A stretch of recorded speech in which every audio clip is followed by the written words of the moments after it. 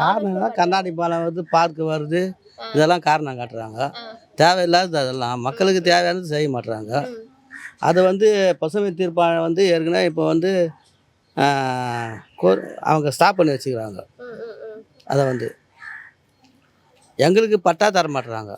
பட்டாயம் கொடுக்க மாட்டாங்க. அது தர மாட்டுறாங்க. கேட்டா என்ன காரணம் சொல்றாங்க கொடுக்க மாட்டேன்றது? என்ன காரணம் சொல்ல மாட்டாங்க. சில பேருக்கு இந்த வீடுக்கு பட்டா, பக்கத்து வீடுக்கு, எதிர் வீடுக்கு பட்டா கிடையாது, இந்த வீடுக்கு பட்டா இருக்குது, இந்த வீடுக்கு தரத்துக்குண்ணா அவங்களுக்கு தர மாட்டுறாங்க.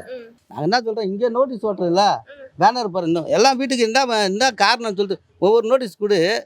இல்லை இதில் யார் மெயினாகிறோம் அவங்களுக்கு நோட்டீஸ் கொடு, நீங்கள் கொடுத்துட்டு எடுங்க. நாங்கள் என்ன போகலன்னு சொல்லலையே, என்ன சொல்கிறது, போகிறோம் நாங்கள்.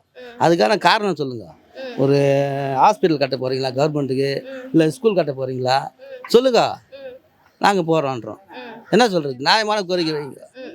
அதை விட்டு எவனா ஒரு ப்ரைவேட் காரங்கிட்ட கொடுத்துட்டு எங்களை காலி பண்ணால் என்னங்க அர்த்தம் இது? இப்போ நீங்கள் சப்போஸ் எல்லாருமே காலி பண்ணிட்டு போறீங்கன்னா பசங்களுக்கு ஸ்கூல் இங்கே தான் இருக்கும் உங்களுக்கு. அதை தானே கேட்குறேன் நாங்கள். இப்போ ஸ்கூல்லாம் எங்கள் வாழ்வாதாரம் ஆகுது. ஸ்கூலில் பசங்க படிக்கிறாங்க. இந்த மச்சான் பையன் அங்கே படிக்கிறான்.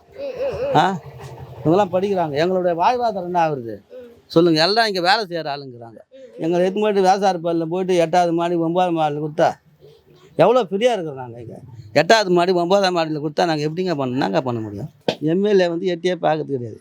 கவுன்சிலர் வந்தார் ஒரு ட்ரிப். என்ன சொல்கிறாருன்னா, உங்களுக்கெல்லாம் வீடு அங்கே கொடுத்துக்குறோம், நீங்கள் மணலி கேட்டீங்க, மணலி தரல, விவசாய படி வேணான்ற. நாங்கள் எதுவுமே வேணான்ற. நாங்கள் எங்களுக்கு இருக்கிற இடங்க நீங்கள் கொடுன்றோம். அவர் என்ன சொல்கிறாரு, உங்களுக்கு பக்கத்தில் தர வேசார்பாடியில் அங்கே போயிடுங்க, பொங்கலை அங்கே போய் கொண்டாடுங்கன்றாரு. பொங்கலுக்கு முன்னாடி வந்தார், இங்கே தான் சேர் போட்டு உட்காந்து பேசினார். பேசிட்டு என்ன சொல்கிறாரு, பொங்கல் அங்கே ஜாலியாக போய் கொண்டாடுங்க, உங்களுக்கு வந்து ஏற்பாடு பண்ணி வச்சுக்கிறாங்க. அப்போ என்ன அர்த்தம், எங்களை முதல்ல அவர் இங்கேருந்து காலி பண்ணான்னு அர்த்தம் அவருக்கு. அதோட போட்டிங்களா பிரிட்ஜு இது காம்பவுண்ட் போட்டிங்களா, அதோட விட்டு போக வேண்டியது நீங்கள் மறுபடியும் அவங்கள வந்து தொந்தரவு பண்ணுறீங்க. அதானே கேட்குறோம். உங்களை நம்பி தானே வரமாட்டான்னு சொல்லி எல்லாம் கடனை ஊரில் இருக்கிற சொத்துக்கு இதெல்லாம் விற்றுட்டு இங்கே வந்து வீடு கட்டிக்கிறாங்க. அதை நம்ம கட்டாமல் இருந்துருமா? இப்போ அது பாருங்க, ட்ரைனேஜ் கனெக்ஷனு, கரண்ட்டு, என்ன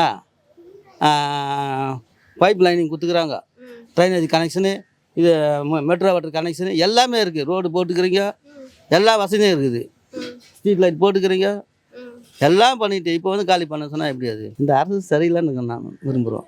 இங்கே இந்த எம்எல்ஏ வந்து எட்டி பார்த்ததே கிடையாதுன்றீங்க. மக்கள் குறைய தீர்க்கறதுக்கு இந்த எம்எல்ஏ வந்து எட்டியே பார்க்கல. என்ன சொல்கிறது, நம்ம அரசு சொல்கிறோம்னா இங்கே இருக்க கீழ் மட்டத்தில் இருந்து மேலே முறைன்றது அவங்களுக்கு தெரியும். என்ன சொல்கிறதுங்க, இங்கே இருக்குங்க கவுன்சிலர் இருந்து எம்எல்ஏ வந்து மேலே சொன்னால் தான் அவங்களுக்கு தெரியும்.